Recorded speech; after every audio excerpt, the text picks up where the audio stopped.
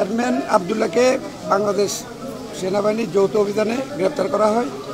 গ্রেপ্তার করার পর আমাদের সদর থানা পুলিশের জেলা পুলিশের হেফাজতে প্রদান করে তাকে আমরা আমাদের উপযুক্ত যথাযথ পুলিশি প্রহরায় থানায় নিয়ে আসার কালীন থানা গেটের বাইরে বিভিন্ন জায়গায় পূর্ব থেকে উৎপেতে থাকা সন্ত্রাসী মহল আবদুল্লাহর সন্ত্রাসী বাহিনী অতর্কিত পুলিশ পিকআপের উপর হামলা করে আসামি ছিনিয়ে নিয়ে যাওয়ার চেষ্টা করে। উক্ত চেষ্টাকালে বাংলাদেশ সুসংবদ্ধ পুলিশ যথাযথ প্রফেশনালিটি এবং দায়িত্বের পদের পরিচয় দিয়ে সন্ত্রাসীদেরকে প্রতিহত করে আসামি এখন আমাদের হেফাজতে আছে।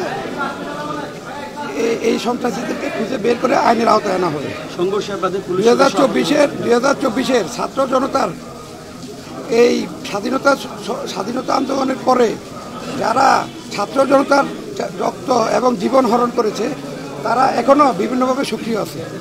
বাংলাদেশ পুলিশ পেশাদারিত্বের মাধ্যমে আইনগতভাবে এই সন্ত্রাসীদেরকে পাকড়াও করবে ইনশাল্লাহ। পুলিশের আহত হওয়ার বিষয়টা এবার আমরা দেখে এইসব ব্যাপারে ঊর্ধ্বতন কর্তৃপক্ষের সহিত আলোচনা সাপেক্ষে আপনাদেরকে জানানো হবে। সদর থানা এলাকার আইন শৃঙ্খলা এখন কেমন আছে?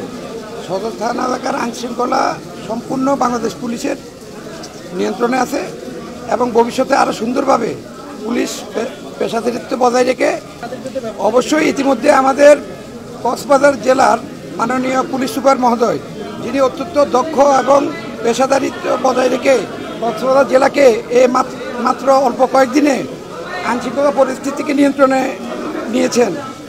স্যার উক্ত বিষয়টি অবগত হয়েছেন।